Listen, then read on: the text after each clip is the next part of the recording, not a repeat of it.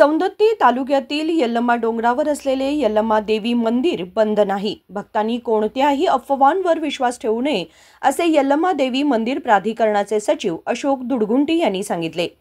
यल्लमा मंदिरात विकास कामे सुरू आहेत, त्यामुळे मंदिर 2-3 वर्षांसाठी बंद करण्यात आले आहे आणि देवीच्या दर्शनाची संधी नाही अशी चर्चा आहे। मात्र ही माहिती पूर्णपणे खोटी असल्याचं त्यांनी स्पष्ट केलं। यल्लमा मंदिरात नेहमीप्रमाणे देवीची विशेष पूजा सुरू आहे। सकाळपासून रात्रीपर्यंत दर्शनासाठी संधी उपलब्ध आहे, त्यामुळे भक्तांनी अफवांवर विश्वास न ठेवता मंदिराला भेट देऊन देवीचं दर्शन घ्यावं असं आवाहन त्यांनी केलंय।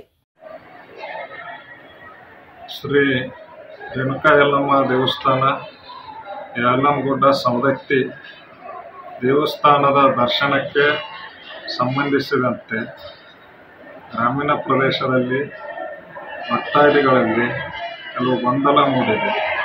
ಕೆಲವು ಜನ ಗೊಂದಲ ಮೂಡಿಸುತ್ತಿರುವುದರಿಂದ ಗೊಂದಲ ಮೂಡಿದೆ। ದೇವಸ್ಥಾನ ಸಂಪೂರ್ಣವಾಗಿ ಭಕ್ತಾದಿಗಳಿಗೆ ದರ್ಶನಕ್ಕೆ 1 ವರ್ಷ 2 ವರ್ಷ ಬಂದ್ ಮಾಡಲಾಗ್ತಾ ಇದೆ ಅಂತ ಏನು ವದಂತಿ ಇದೆ, ಅದೆಲ್ಲ ಸುಳ್ಳು ವದಂತಿ। ಕಿಡಿಗೇಡಿಗಳು, ಕೆಲವು ಜನ ಕಿಡಿಗೇಡಿಗಳು ವದಂತಿ ಹಂಚ್ತಾ ಇದ್ದಾರೆ। ಹೀಗಾಗಿ ಅದಕ್ಕೆ ಯಾರು ಭಕ್ತಾದಿಗಳು ಯಾರು ಆ ವದಂತಿಗಳಿಗೆ ಕಿವಿಗೊಡಬೇಕಾಗಿಲ್ಲ। ಎಂದಿನಂತೆ ದರ್ಶನದ ವ್ಯವಸ್ಥೆ ಇರುತ್ತೆ। ದೇವಸ್ಥಾನ ಬಂದ್ ಆಗುವ ಕುರಿತು ಎಲ್ಲ ಊಹಾಪೋಹಗಳು, ಗೊಂದಲಗಳು ಆ ತರನಾದಂಥ ಒಂದು ಪರಿಸ್ಥಿತಿ ಇಲ್ಲ। ದೇವಸ್ಥಾನ ನಿರಂತರವಾಗಿ ಭಕ್ತಾದಿಗಳ ದರ್ಶನಕ್ಕೆ ಅವಕಾಶ ಇರುತ್ತದೆ।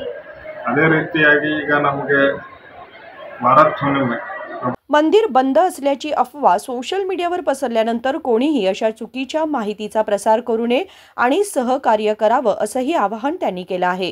राजशेखर हिरेमठ, KMM मराठी, बेळगाव।